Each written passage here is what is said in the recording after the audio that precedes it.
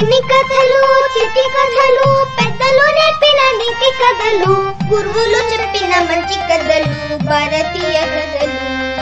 చిన్ని కథలు చిట్టి కథలు పెద్దలు నేర్పిన నీతి కథలు చిన్ని కథలు చిట్టి కథలు పెద్దలు నేర్పిన నీతి కథలు గురువులు చెప్పిన మంచి కథలు భారతీయ కథలు.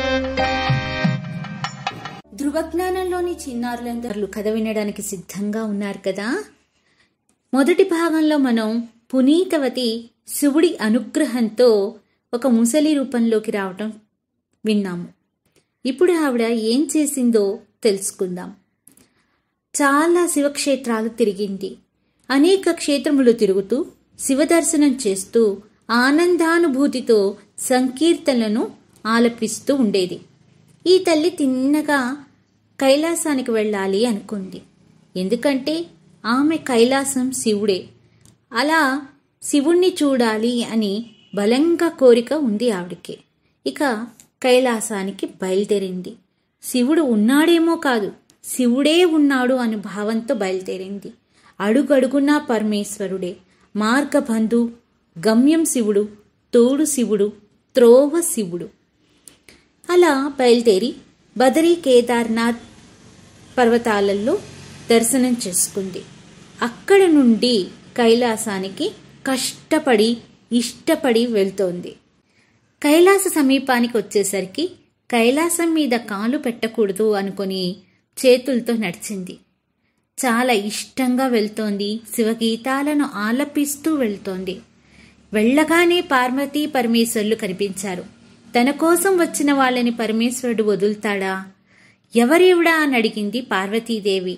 చాలా వికృతంగా ఉంది, అలా చేతుల మీదుగా వస్తోందేమిటి అని అడిగింది ఆవిడ. ఆవిడికి తెలియదా ఎవరో, కానీ పరమేశ్వరుడు చెప్తే వినాలి అని ఆవిడ కోరిక.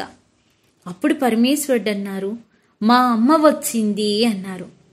మా అమ్మ నన్ను లాలించి పెంచి పోషించింది అని పునీతవతి చెయ్యి పట్టుకున్నారు పరమేశ్వరుడు. అంతే, పునీతవతి పరవశించిపోయింది, ఆనందించింది. ఆయన పైన కీర్తనలు పాడుతూ తనను తాను మరిచిపోయింది. పరమేశ్వరుడు అడిగాడు, ఏం కావాలి అవ్వా అని. నాకు ఇంకేమీ వద్దు, నన్ను నీలో ఐక్యం చేసేసుకో అని అన్నది పునీతవతి. ఇంతవరకు ఏ దేహాన్ని మోసాను, ఇంకా నీలో చేర్చుకోవయ్యా అంటూ అడిగింది ఆమె.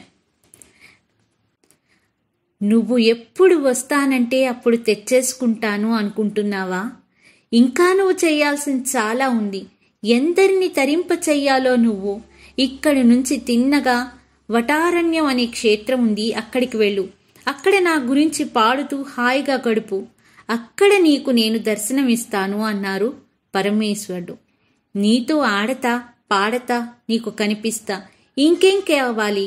కైలాసానికి వచ్చి నాలో చేరడం కాదు, నీవు ఎక్కడుంటే అక్కడే నేనుంటా. ఇంకేం కావాలి? నేనున్న చోటికి నువ్వొచ్చావు, నువ్వెక్కడుంటే అక్కడే నేనుంటాను అన్నారు. అలాగే అభయాన్ని కూడా ఇచ్చారు పరమేశ్వరుడు. పునీతవతి ఆనంద పరవశురాలే శివుడి కాళ్ళు గట్టిగా పట్టుకుంది. శివుడు మాయమైపోయారు. ఇప్పుడు ఎక్కడికి వెళ్ళాలి, ఎలా వెళ్ళాలి అనుకుంటుంటే అప్పుడు పునీతవతి దగ్గరికి ఒక ఆయన వచ్చారు. నేను తీసుకువెళ్తాను అవ్వా అన్నాడు. ఎవరయ్యా అంటే క్షిప్రప్రసాద గణపతియే వచ్చారు. అవ్వా నేను తీసుకువెళ్తాను అన్నారు.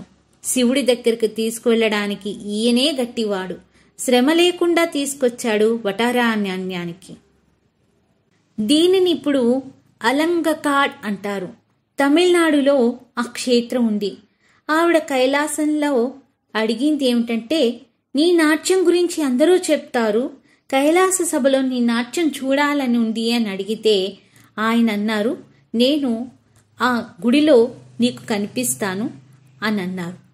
ఆ గుడిలోకి వెళ్ళింది. ఎవ్వరూ లేరు. అద్భుతమైన కైలాసం అక్కడ దర్శనం ఇచ్చింది. అమ్మ పార్వతీదేవి అక్కడ కూర్చొని ఉంది. చుట్టూ ప్రమదగణములున్నారు. వాళ్ల మధ్య పరమేశ్వరుడు నాట్యం చేస్తూ ఉన్నాడు. ఆ దివ్యమైన స్థలంలో ఆ పరమేశ్వరుడి యొక్క నాట్య వైభవాన్ని చూస్తూ పరవశించిపోయింది పునీతవతి. ఎన్నో కీర్తనలు పాడుకుంటూ క్రమంగా శివైక్యాన్ని పొందింది. ఆయనే వచ్చి నాట్యం చేశాడు. కైలాసాన్ని ఆవిడ దగ్గరికి దించినటువంటి స్వామి పరమేశ్వరుడు. కరెక్కాల్ అమ్మను అనుగ్రహించినటువంటి దివ్యమైన చరిత్రను మనం ఇప్పుడు చెప్పుకుందాం. మరో మంచి శివభక్తి కథతో మళ్ళీ మీ ముందుకొస్తాను. అంతవరకు సెలవు. ఓం నమః శివాయ.